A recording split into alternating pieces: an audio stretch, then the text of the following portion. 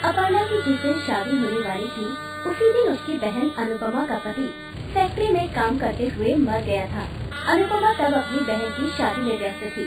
अपने पति के मौत के बारे में सुनकर अनुपमा ने जब रोना शुरू किया, तब अपर्णा ने उससे कहा, आज मेरी शादी है और तुझे यहीं पर रोना है? मेरी शादी खराब करना चाहती है ना तू? नहीं बहन, ऐसी बात नहीं है। मेरे पति का देहांत हो गया है, इसीलिए। तो क्या हो गया? गरीब मजदूर और कितना जिएगा? अच्छा हुआ मर गया। ऐसा मत बोल बहन, वो था तो मेरा पति ही ना। गरीब को कोई पति बनाता है क्या?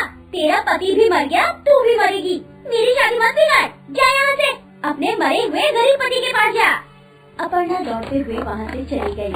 माँ रुक जाओ, मैं भी आता हूँ। माँ मुझे भी ले चलो। अपर्णा के बच्चे भी उसके साथ चले गए। अनुपमा ने गुस्से से कहा, एक मुफ्त की नौकरानी मिली थी, वो भी चली गई। उसके पति को भी आज ही मरना था। अपर्णा के दिल में दया नाम की कोई चीज नहीं थी। वो बस पैसे देखकर अनुभव से शादी कर रही थी। अनुभव अमीर खानदान से था और उसका खुद का बिजनेस था। अपर्णा की शादी हो गई और उधर चिता पर अनुपमा का पति जलकर राख हो गया। उसके बाद से अनुपमा जीने के लिए संघर्ष करने लगी। वो लोगों के घरों में काम करने लगी। बिट्टू और गुड्डी स्कूल में पढ़ते थे, लेकिन एक दिन उन दोनों को स्कूल से भी निकाल दिया गया। वो दोनों घर लौट आए। क्या बात है, तुम दोनों आज जल्दी लौट आए? वो हमें स्कूल से निकाल दिया गया है माँ। हमने 2 महीने से स्कूल की फीस नहीं भरी ना, इसलिए। अब माफ कर दो मुझे, मैं कैसी माँ हूँ, बच्चों के स्कूल की फीस भी नहीं भर सकती। माँ अब रोइए मत, आप बहुत अच्छी माँ हो। हम दोनों अब से आपके साथ काम पर जाएंगे और फिर शाम को पढ़ाई करेंगे। गुड्डी और बिट्टू ने अनुपमा के आंसू पोंछ दिए। अगले दिन से वो दोनों भी काम पर जाने लगे। तीनों मिलकर बहुत मुश्किल से पेट पालने लगे। उधर अपर्णा को किसी भी चीज की कमी नहीं थी। जब जो मन करता उसे मिल जाता था। कमरे में एसी था और साथ में 5-6 काम वाली भी थी। बड़े आराम से दिन बीत रहा था उसका। एक दिन वो गाड़ी में बैठकर कहीं जा रही थी। तभी उसने देखा कि उसकी बहन अनुपमा अपने दोनों बच्चों को लेकर फुटपाथ पर बैठकर जूता पॉलिश का काम कर रही है।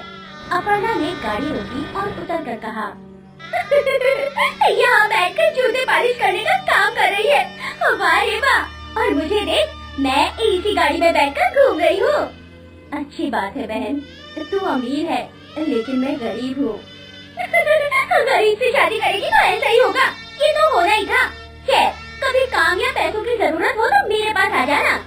ये बोलकर अपर्णा गाड़ी में बैठकर वहाँ से चली गई। माँ, मासी हमेशा आपको उल्टी सीधी बातें क्यों सुनाती है? वो अमीर है ना बेटा, इसीलिए। अमीर लोग ऐसे ही होते हैं। खैर चलो काम करते हैं। ऐसे ही 1 साल बीत गया।